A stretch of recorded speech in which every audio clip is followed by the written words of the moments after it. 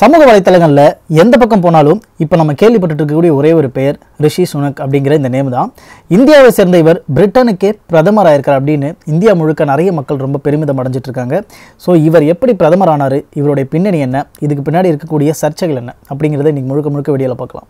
Welcome to Fine Facts with me, voice of Vijay Krishna.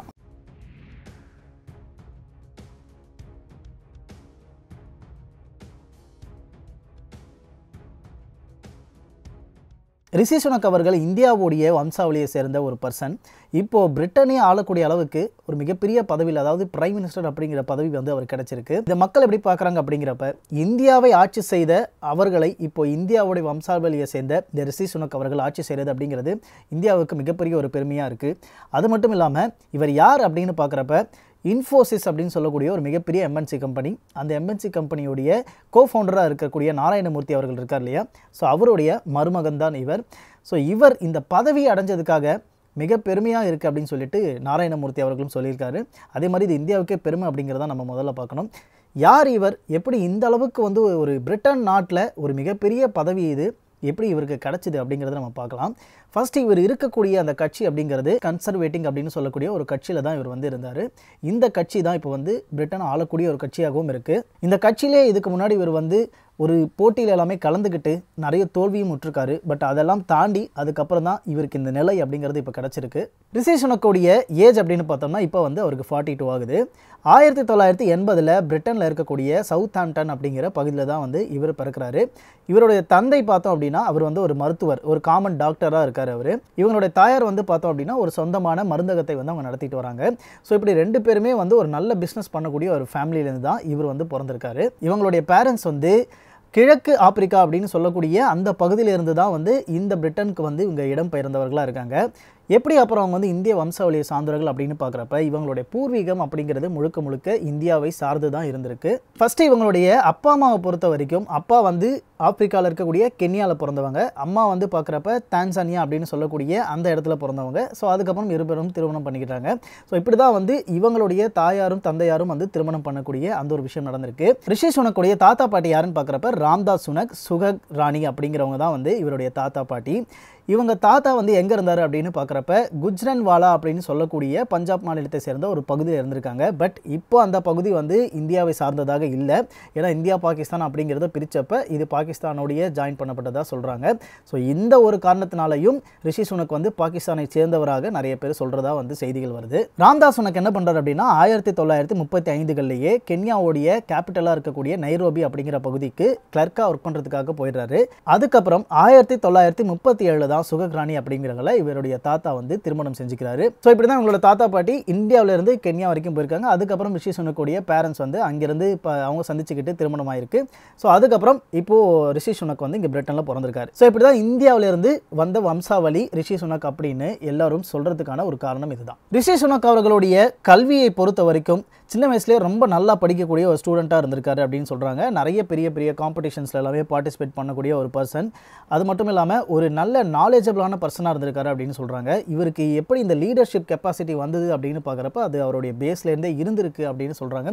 School டைமில், college டைமில் நிறைய விஷயங்களுக்கு அவர் தலைமையை ஏற்று அதை நடத்துவார், சிறப்பாக பண்ணுவார் அப்படிங்கிற மாதிரி சொல்லியிருக்காங்க. ஸோ இவருடைய எஜுகேஷன் பொறுத்த வரைக்கும் ஸ்டான்ஃபோர்ட் அண்ட் ஆக்ஸ்ஃபோர்ட் அப்படின்னு சொல்லக்கூடிய மிகப்பெரிய யூனிவர்சிட்டிஸ், உலகத்தில் எல்லா மக்களாலும் அறியப்பட்ட ஒரு யூனிவர்சிட்டிஸ். அது ஒன்று யூகேல இருக்குது, இன்னொன்று அமெரிக்காவில் இருக்குது. ரெண்டு கண்ட்ரிஸுமே எக்கனாமிக்கலாகவும் சரி, அதே மாதிரி ஒரு ஆளுமையிலும் சரி, ரெண்டு கண்ட்ரியுமே ஒரு மிகப்பெரிய கண்ட்ரி. இந்த ரெண்டு இடத்துலையுமே அவர் அவருடைய நாலேஜை கெயின் பண்ணியிருக்காரு அப்படின்னு சொல்லலாம். ஸ்டான்ஃபோர்ட் யூனிவர்சிட்டியில் பார்த்தோம் அப்படின்னா ஒரு MBAக்கு படிச்சிருக்காரு. அதே மாதிரி ஆக்ஸ்ஃபோர்ட் யூனிவர்சிட்டியில் ஃபிலாசபி, பாலிட்டிக்ஸ் அண்ட் எக்கனாமிக்ஸ் இது மூணையுமே அங்கே படிச்சிருக்காரு.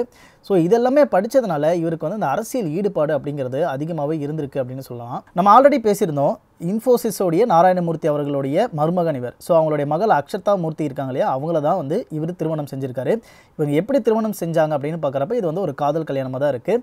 இவங்க இந்த ஸ்டான்ஃபோர்ட் யூனிவர்சிட்டியில் படிக்கிறப்ப தான் இவங்களுக்கான அந்த காதல் அப்படிங்கிறது வந்திருக்கு. ஸோ அதனால் இவங்க ஃபேமிலி ஒரு நல்ல வெல் செட்டில்டு ஃபேமிலி. ரிஷி சுனக்கோட ஃபேமிலி பார்த்தோம் அப்படின்னா ஆல்ரெடி சொன்ன மாதிரி தந்தை யஷ்வீர் அவர்கள் ஒரு மிகப்பெரிய டாக்டராக இருக்காரு. அதே மாதிரி அவங்களுடைய தாயார் உஷா சுனக் அவர்களும் பார்த்தோம் அப்படின்னா அவங்க சுனக் ஃபார்மசி அப்படிங்கிற பேரில் ஒரு மிகப்பெரிய ஃபார்மசி நடத்திட்டு பண்ணிட்டு இருக்காங்க. இவங்களும் ஆஸ்டன் யூனிவர்சிட்டியில் வந்து படித்தவங்க. ஸோ இப்படி ஒரு well settled and well backup இருக்கக்கூடிய ஒரு ஃபேமிலியாக இருக்கிறதுனால நாராயணமூர்த்தி அவர்களுடைய மகளை திருமணம் செய்கிற அளவுக்கு வந்து தகுதியுடைய ஒரு நபராக தான் இவரும் இருந்திருக்காரு. ஸோ இப்படி 2 பேருக்குமே திருமணம் ஆயிடுது. 2009 இவருக்கு திருமணம் நடக்குது. இதுக்கடையில் வந்து பார்த்தோம்னா யூகேல இவர் நிறைய இடங்களில் ஒர்க் பண்ணுறாரு. சில பேங்க்குகளுக்கெல்லாமே வந்து இவர் ஒரு கன்சல்டிங் அண்ட் ஆலோசகராகவே வந்து இவர் இருந்துகிட்டு இருக்காரு. நிறைய விதமான ஒரு பிஸ்னஸ்க்கு வந்து ஒரு சப்போர்ட்டிவ் பர்சனாக இருக்கார். அதுக்கப்புறம் இன்ஃபோசிஸில் கூட இவருக்கு மிகப்பெரிய பதவிகள் எல்லாமே வந்து நாராயணமூர்த்தி அவர்களால் கொடுக்கப்படுது. 2001 2004 இடைப்பட்ட அந்த வருடங்களில் வந்து இவர் கோல்ட்மேன் அப்படிங்கிற ஒரு நிதி நிறுவனத்தில் ஒரு ஆய்வாளராக இருக்கிறாரு. அதுக்கப்புறம் ஒரு 2 நிறுவனங்களில் வந்து இவர் ஒரு பங்குதாரராகவே இருக்கிறாரு. ஸோ அதுக்கப்புறம் இந்த அரசியல் ஆசை அவருக்குள்ளேயே இருக்கிறதுனால அரசியலில் கொஞ்சம் கொஞ்சமாக ஈடுபடணும் அப்படின்னு ஆரம்பிக்கிறாரு. ஸோ இப்படி அரசியல் ஆசை வந்து இவருக்கு இருக்கிறதுனால எம்பியில் ஏன் நம்ம நிற்கக்கூடாது அப்படின்னு சொல்லிட்டு எம்பி எலெக்ஷனில் நின்று அதுலேயும் வந்து இவர் ஜெயிக்கிறாரு. ஸோ அந்த இடத்துல வந்து இவர் ஒரு ரிச்சஸ்ட் எம்பி அப்படின்னே வந்து அழைக்கப்படுறாரு. இந்த ஒரு ரிச்சஸ்ட் மேன் அப்படிங்கிற சர்ச்சை வந்து இப்போ பிரைம் மினிஸ்டர் ஆன வரைக்குமே இவருக்கு வந்து ரிச்சஸ்ட் பிரைம் மினிஸ்டர் அப்படின்னு தான் வந்து இவர் அழைக்கப்படுறாரு. ஸோ 2015 வரைக்கும் இந்த கன்சர்வேட்டிவ் இதில் வந்து எம்பியாக இருக்கிறாரு. அதுக்கப்புறம் தெரீசா மே அப்படிங்கிற அந்த ஒரு அரசாங்கத்திலையும் வந்து ஒரு யங்கஸ்ட் சிஎம்மாக பார்க்கப்பட்டவரும் இந்த ரிஷி சுனக் அவர்கள் தான். ஸோ இந்த தெரீசா மே அரசாங்கத்தில் இருக்கிறப்ப இவர் வந்து ஒரு யங்கஸ்ட் சிஎம்மாக இருக்காரு. அதுக்கப்புறம் போரிஸ் ஜான்சன் அப்படிங்கிறவர் அந்த அமைச்சரவைக்கு வராரு. அப்போது இந்த நிதி அமைச்சகத்துக்கு ஒரு தலைமைச் செயலாளராக வந்து ரிஷி சுனக் அவர்கள் நியமிக்கப்படுகிறாரு. இந்த நிதி அமைச்சகத்தில் நியமிக்கப்படுறதுனால இவருக்கு ஒரு மிகப்பெரிய வந்து ஒரு ப்ளஸ் பாயிண்ட் ஒன்று கிடைக்குது. இந்த மாதிரி வந்து ஒரு இக்கட்டான சூழ்நிலையில், அதாவது ஒரு கோவிட் டைமில் மற்ற இக்கட்டான சூழ்நிலைகள் எல்லாமே நாட்டுக்கான அந்த பட்ஜெட்டை அவர் வந்து அலாட் பண்ணுறதுலையும் சரி, மிகப்பெரிய அளவில் வந்து சிக்கலான டைமில் பணத்தை கையாளுறது வந்து ரொம்ப ஒரு கிளவராக கையாளி இருக்கார் இவர். அது மட்டும் இல்லாமல் கோவிட் டைமில் நிறைய தொழிலாளர்களுக்கு அவங்களுக்கு தேவையான அந்த மாத ஊதியத்தை வந்து ரொம்ப குறைக்காமல் வெறும் 20% தான் குறைச்சி பேலன்ஸ் இருக்கக்கூடிய 80% அப்படியே போடணும் அப்படிங்கிற மாதிரியான விஷயங்கள் எல்லாமே கொண்டு வந்தார். ஸோ இந்த மாதிரியான இவருடைய செயல்கள் வந்து அந்த டைமில் நிறைய மக்கள் வந்து கஷ்டப்பட்டுட்டு இருந்தாங்க. ஸோ அவங்களுக்கு இவர் கொண்டு வந்த இந்த ஒரு ஸ்கீம் அப்படிங்கிறது ரொம்ப ஹெல்ப்ஃபுல்லாக இருந்ததுனால இவர் சைடு நிறைய சப்போர்ட் அப்படிங்கிறது பேசிக்காக நேச்சுரலாகவே கிரியேட் ஆக ஆரம்பிச்சது. கிட்டத்தட்ட இந்த ஒரு திட்டம், அவர் கொண்டு வந்த திட்டம் அப்படிங்கிறது ஃபர்லோ திட்டம் அப்படின்னு சொல்லப்படுது. இந்த திட்டத்தில் 11.6 மில்லியன் தொழிலாளர்கள் வந்து இதனால் வந்து நன்மை அடைஞ்சிருக்காங்க அப்படின்னு சொல்கிறாங்க. இந்த அளவுக்கு ஒரு தொழிலாளர்களுடைய சப்போர்ட் கிடைக்கும்போது கண்டிப்பாக வந்து அரசியல் முன்னேற்றம் அப்படிங்கிறது இவருக்கு வந்து ஈஸியாகவே வந்துடும் சொல்லலாம். இது மட்டும் இல்லாமல் ஹெல்ப் அவுட் ஈட் அவுட் அப்படிங்கிற ஒரு திட்டத்தை கொண்டு வராரு. அதாவது கொரோனாவில் நிறைய மக்கள் வந்து ஸ்ட்ரெஸ்ஸில் இருந்தாங்க அப்படிங்கிறது நம்ம எல்லாருக்குமே தெரியும். இதனால் ஏகப்பட்ட பிரச்சனைகள் வந்து குடும்பத்திலையும் எழுந்துட்டு இருந்தது. அதனால் தொழிலை வந்து யாராலையும் சரியாக செய்ய முடியல.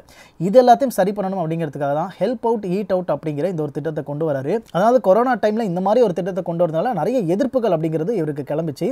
அந்த எதிர்ப்புகள் எல்லாமே தாண்டி இவர் இந்த ஒரு திட்டத்தை வந்து செயல்முறைப்படுத்தினார். மக்களை நிறைய வெளியே போய் சாப்பிடுங்க, நிறைய வந்து டைம் ஸ்பெண்ட் பண்ணுங்கள் வெளியே அப்படிங்கிற மாதிரியான விஷயங்கள் எல்லாமே இவர் பண்ணார். இது நிறைய பேருக்கு அவங்களுடைய ஃபேமிலியோட அவங்களுக்கு ஈஸியாக பேக் டு நார்மலான ஒரு லைஃபுக்கு கொண்டு வந்தது. இதுவும் மக்களிடையே வெகுவாக வந்து இவரை பாராட்டுறதுக்கான ஒரு காரணமாக அமைஞ்சிருக்குன்னு சொல்லலாம். ஒன்ஸ் போரிஸ் ஜான்சன் வந்து பதவி விலகினதுக்கப்புறம் இந்த பிரைம் மினிஸ்டர் காம்படிஷனில் வந்து அடுத்ததாக இவர் தான் நிற்கிறாரு. இவர் நின்னதுக்கப்புறம் வந்து பார்த்திங்க அப்படின்னா தோல்வி விடுறாரு லாஸ்ட் டைமு. ஸோ தோல்வி விட்டுறதுக்கப்புறம் சரி வேறு ஒரு பிரச்சனை இருக்குது, ஃபஸ்ட்டு அதில் வந்து கான்சன்ட்ரேட் பண்ணுவோம் அப்படின்னு சொல்லிட்டு அதை கான்சன்ட்ரேட் பண்ணுறாரு. இதுலேயும் ஒரு சர்ச்சை இருந்தது. ஏன்னா ஆல்ரெடி இவர்கிட்ட கேட்டிருக்காங்க அடுத்த பிரைம் மினிஸ்டராக நீங்கள் தான் வரப்போறீங்களா அப்படின்னு. பட் அதுக்கு வந்து எனக்கு அந்த மாதிரி வந்து பெரிய ஆசைலாம் இல்லை அப்படிங்கிற மாதிரி சொல்லியிருக்காரு. பட் இப்போது அவர் தான் பிரைம் மினிஸ்டராக இருக்கார். இந்த ஒரு விஷயத்தையும் இப்போ எடுத்து நிறைய பேர் பேசி சர்ச்சையாக மாற்றிக்கிட்டு இருக்காங்க. என்ன பிரச்சனை அப்படின்னு பார்க்குறப்ப நாட்டோடைய இந்த பொருளாதார நிலை திரும்பவும் வந்து ஒரு டவுனான அந்த நிலைக்கு போய்கிட்டே இருக்குது. ஸோ அதை சமன்படுத்துறதுக்காக திரும்பவும் போராடுறாரு. உக்ரைன் ரஷ்யா வார் நடந்துட்டு இருக்கக்கூடிய இந்த ஒரு நிலையினால நிறைய வந்து இந்த மேற்கத்திய நாடுகளில் குறிப்பாக இங்கிலாந்து போன்ற நாடுகள் பெருமளவில் வந்து பாதிப்படைஞ்சிக்கிட்டே தான் இருக்குது. மக்கள் அவங்களுடைய அன்றாட வாழ்க்கையில் நிறைய பிரச்சனைகளை சந்திச்சுக்கிட்டே தான் இருக்காங்க. ஸோ இதெல்லாம் சீர்படுத்தணும் அப்படிங்கிறதுக்காக இவர் ஒரு பக்கம் திட்டங்கள் தீட்டிக்கிட்டு இருக்காரு. 2-3 மாதங்களுக்கு அப்புறம் தான் வந்து பார்த்தீங்க அப்படின்னா ரிஷி சுனக் அவர்கள் வந்து தேர்ந்தெடுக்கப்படுறாரு.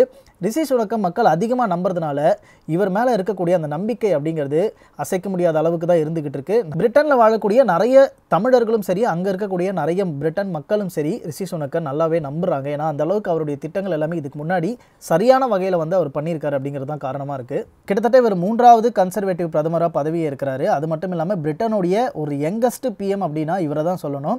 அதே மாதிரி ஒரு இந்திய வம்சாவளியை சேர்ந்தவர் அப்படிங்கிறது நம்ம வந்து பெருமை கொள்ளணும். பாகிஸ்தானுக்கு தான் பிரிச்சுட்டாங்களே அந்த இடத்த அப்படின்னு வந்து நம்ம சொல்ல முடியாது. ஏன்னா இந்தியாவில் இருந்தவர்கள், இந்தியாவில் தான் பிறந்த பூர்வீகம் இவர்கள். அவர்களுடைய அந்த ஒரு கேரக்டரிஸ்டிக் அப்படின்னு பார்க்கும்போதே வந்து முழுக்க முழுக்க இந்தியாவை சார்ந்ததாக தான் அவர்கள் இருக்கிறாங்க. இதில் மிக சர்ச்சையாக பார்க்கக்கூடியது என்ன அப்படின்னா இவர் பேசிக்காகவே ஒரு ஹிந்துவாக இருக்காரு. அது மட்டும் இல்லாமல் பகவத்கீதை மேலே வந்து இவருக்கு நிறைய பிரியம் இருக்கிறதா சொல்லப்படுது. தன்னுடைய பதவி ஏற்கிறப்பவே வந்து இவர் பகவத்கீதை வச்சு தான் பதவி ஏற்றாரு அப்படிங்கிற மாதிரியான விஷயங்கள் எல்லாம் தெரிய வருது. இதில் மோடி அவர்கள் கூட இப்போ ரீசெண்டாக வந்து இவருக்கு வாழ்த்துக்கள் எல்லாமே தெரிவிச்சிருந்தாரு. ஸோ இது எல்லாத்தையும் வந்து நம்ம கனெக்ட் பண்ணக்கூடிய மக்கள் இருக்காங்களே, அவங்க வந்து கனெக்ட் பண்ணி இதை ஒரு சர்ச்சையாக மாற்றுறாங்க. இதெல்லாம் தாண்டி வந்து இவர் ஸ்பிரிச்சுவலாகவும் ஒரு நல்ல வந்து ஒரு டிவோட்டியாக இருக்காரு அப்படிங்கிறது எல்லாருக்குமே தெரியக்கூடிய உண்மையான விஷயமா இருக்கு. ரிஷி சுனக் பற்றி நிறைய சின்ன சின்ன ஃபன்னியான மீம்ஸ் எல்லாமே வந்து சுற்றிட்டு இருக்கு. இதில் ஹர்ஷ்வர்தன் கோகா அப்படின்னு சொல்லக்கூடிய உலகத்தில் 77வது மிகப்பெரிய பணக்காரர்கள் லிஸ்ட்டில் ஃபோர்ப்ஸில் வந்திருக்காரு. இவருடைய சொத்து மதிப்பு மட்டும் பார்த்தோம் அப்படின்னா 3.80 பில்லியன் அளவுக்கு இவர்கிட்ட சொத்து மதிப்பு இருக்கிறதா சொல்லப்படுது. இவர் வந்து என்ன ட்வீட் பண்ணியிருக்காருன்னு பார்த்தோம்னா, ஆல்ரெடி கிரிக்கெட்டர் ஆஷிஷ் நெஹ்ரா இருக்கார் இல்லையா, அவரும் ரிஷி சுனக்கும் வந்து பார்க்கறதுக்கு ஒரே மாதிரி முக அமைப்பு இருக்கிறதுனால இவர் வந்து இவருடைய ரத்த சொந்தம் அப்படின்லாம் சொல்லிட்டு நிறைய மீம்ஸ் எல்லாமே வந்துட்டு இருந்தது. ஸோ அதை வந்து இவர் இன்னும் ஃபன்னியாக வந்து ட்வீட் பண்ணியிருக்காரு. என்ன போட்டிருக்காரு அப்படின்னு பார்த்தோம்னா, ரிஷி சுனக் இந்தியாவுக்கு வந்து வரப்ப ஆஷிஷ் நெஹ்ராவை வந்து கொண்டு போய் பிரிட்டனில் வந்து சிஎம்மாக அமர்த்திடணும். ஸோ இவரை கொஞ்ச நாளைக்கு வந்து கடத்தி வச்சிடணும் அப்படின்னு சொல்லியிருக்காரு.